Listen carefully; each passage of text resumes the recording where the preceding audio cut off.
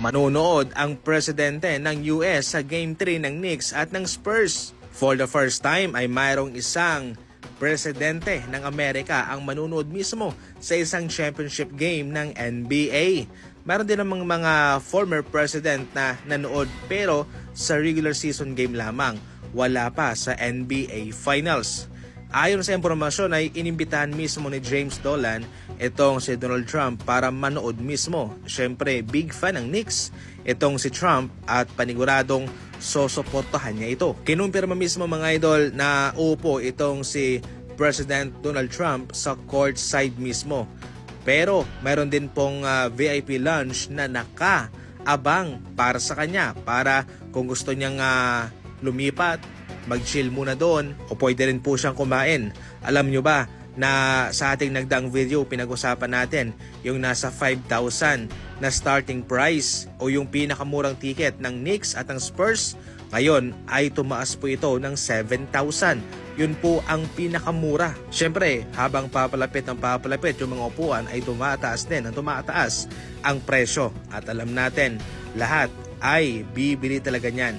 Especially kung matagal na kayong hindi nakapunta sa NBA Finals, Since wala pang ideya ang lahat kung ano nga ba ang kakalabasan ng sapatos ni Stephen Curry sa kanyang bagong kapartner na Li Ning, mayroon pong isang fan niya ang gumawa ng sapatos at ito ho'y base lamang sa kanyang imahinasyon.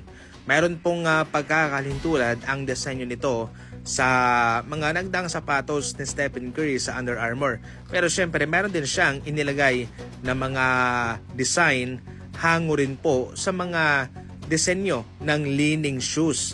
At ito po mga idol ang kanyang ginawa. Hindi na po magsisisi itong Li Ning sa kanilang ibinigay na kontrata kay Stephen Curry for 100 million mga idol ang kanilang napagkasunduan. Pero posible pang tumaas yan dahil sa mga dagdag na mga bonuses at kung ano-ano pa.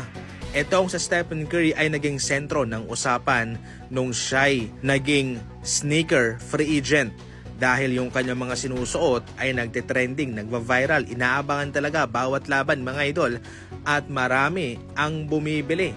Yung kay Sabrina nga ay sold out kagad pagkatapos na suotin niya at marami pang iba. Kung ano yung sinusuot ni Stephen Curry, marami ang bumibili. Marami ang pumupunta sa tindahan para bilhin yon, para suotin yon. Kaya imagine mga idol, yan po ang kanyang kapangyarihan. Kapangyarihang humatak sa mga NBA fans at sa mga fans niya mismo. At considering na global itong kanyang pinili, hindi lang malakas sa Amerika, kundi sa Asia, sa China, sa Hong Kong. Siyak na marami rito mga idol ang bibili. At lalaki pa ng lalaki ang kumpanyang Li Ning.